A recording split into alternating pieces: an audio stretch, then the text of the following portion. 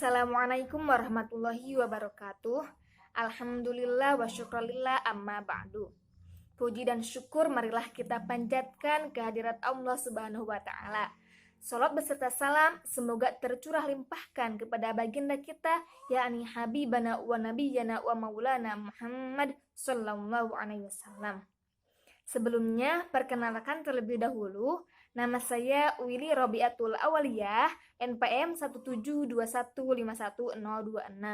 Di sini saya akan membahas mengenai hakikat pembelajaran matematika ditinjau dari filsafat ilmu. Tugas ini diajukan untuk memenuhi salah satu tugas mata kuliah perencanaan pembelajaran matematika dengan dosen pengampu Bapak Dedi Nurjamil MPD. Nah, sebelum membahas mengenai hakikat pembelajaran matematika ditinjau dari filsafat ilmu itu sendiri, di sini saya akan mengemukakan mengenai apa itu filsafat ilmu. Nah, menurut Peter Chaus bahwa filsafat ilmu adalah salah satu bagian filsafat yang mencoba berupaya dan melakukan pencarian terhadap ilmu. Nah, jadi filsafat ilmu itu adalah membangun teori-teori yang dijadikan landasan bagi keyakinan atau tindakan. Nah, selanjutnya saya akan membahas mengenai hakikat pembelajaran matematika ditinjau dari filsafat ilmu. Nah, ditinjau dari filsafat ilmu terbagi menjadi tiga. Yang pertama ada ontologi, yang kedua ada epistemologi, dan yang ketiga ada aksiologi. Nah, yang pertama ada ontologi. Sebelumnya, kita harus mengetahui terlebih dahulu pengertian dari ontologi. Nah, menurut Bahtiar, ontologi adalah suatu ilmu yang membahas mengenai hakikat yang ada sebagai suatu ultimate reality yang baik yang mempunyai bentuk konkret atau abstrak. Nah, selanjutnya setelah mengetahui pengertian ontologi itu sendiri, di sini saya akan mengemukakan tiga pendapat menurut para ahli mengenai hakikat pembelajaran matematika.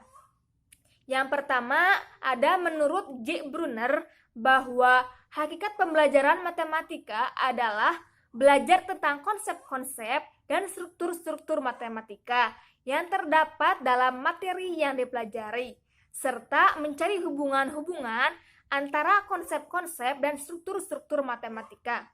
Jadi intinya menurut J. Brunner ini pembelajaran matematika adalah belajar tentang konsep-konsep dan struktur-struktur matematika. Yang kedua ada menurut Cobb bahwa hakikat pembelajaran matematika sebagai proses pembelajaran yang melibatkan siswa secara aktif mengkonstruksi pengetahuan matematika. Nah, jadi menurut Cobb ini siswa itu harus aktif dalam melakukan proses pembelajaran matematika. Yang ketiga ada menurut Rahayu bahwa hakikat pembelajaran matematika adalah proses yang sengaja dirancang dengan tujuan untuk menciptakan suasana lingkungan yang memungkinkan seseorang melaksanakan kegiatan belajar. Dan pembelajaran matematika harus memberi peluang kepada siswa untuk berusaha dan mencari pengalaman tentang matematika. Nah, jadi dapat disimpulkan dari tiga pendapat para ahli di atas bahwa hakikat pembelajaran matematika adalah belajar tentang konsep-konsep dan rangkaian-rangkaian pertanyaan-pertanyaan yang diciptakan melalui lambang-lambang, istilah-istilah, dan fakta dari setiap kebenaran yang ada. Yang kedua ada epistemologi. Nah, menurut Dagobert de Runners, epistemologi adalah salah satu cabang filsafat yang mengkaji tentang sumber pengetahuan, struktur pengetahuan, metode-metodenya, serta validitas pengetahuan. Nah, jadi intinya epistemologi ini adalah tentang bagaimana ya. Nah, di sini saya akan mengemukakan mengenai karakteristik pembelajaran matematika. Nah, yang pertama ada objek yang dipelajarinya abstrak. Maksudnya, sebagian besar yang dipelajari dalam matematika itu adalah angka atau bilangan yang secara nyata tidak ada. Yang kedua, kebenarannya berdasarkan logika. Maksudnya, kebenaran dari matematika ini berdasarkan logika dan bukan secara empiris. Yang ketiga, pembelajarannya secara bertingkat dan kontinu.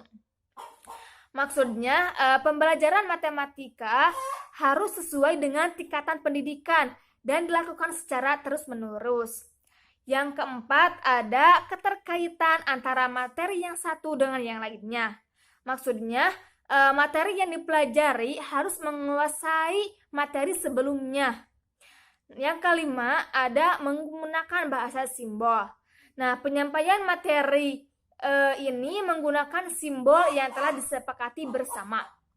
Yang keenam, diaplikasikan dalam bidang ilmu lain. Maksudnya, materi matematika banyak digunakan dalam bidang ilmu lain. Nah, yang ketiga ada aksiologi. Menurut Wibisono, aksiologi merupakan nilai-nilai sebagai tolak ukur kebenaran, etika moral sebagai dasar normatif penelitian, dan juga penggalian dan juga penerapan ilmu. Nah, di sini saya akan mengemukakan mengenai manfaat-manfaat pembelajaran matematika. Yang pertama ada mengembangkan cara berpikir secara sistematis dan logis. Karena dalam proses pengerjaan matematika itu harus secara sistematis dan logis. Otomatis cara berpikirnya akan sistematis dan logis juga. Yang kedua ada mengembangkan sifat-sifat matematika. Nah, apa saja sifat matematika itu? Seperti teliti, cermat, tanggung jawab, dan hati-hati. Yang ketiga, mengembangkan penalaran dan pemecahan masalah-masalah yang dihadapi dalam kehidupan sehari-hari. Yang keempat, relevan dengan ilmu sains. Maksudnya, ada keterkaitan dengan ilmu pengetahuan lainnya.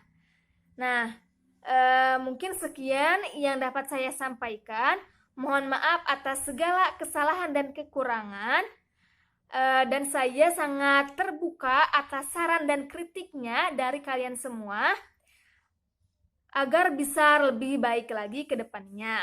Terima kasih yang telah menonton video ini. Semoga bermanfaat. Wassalamualaikum warahmatullahi wabarakatuh. 갑자기 내게 나타나준 너, 난 아무 말도 할 수가 없어.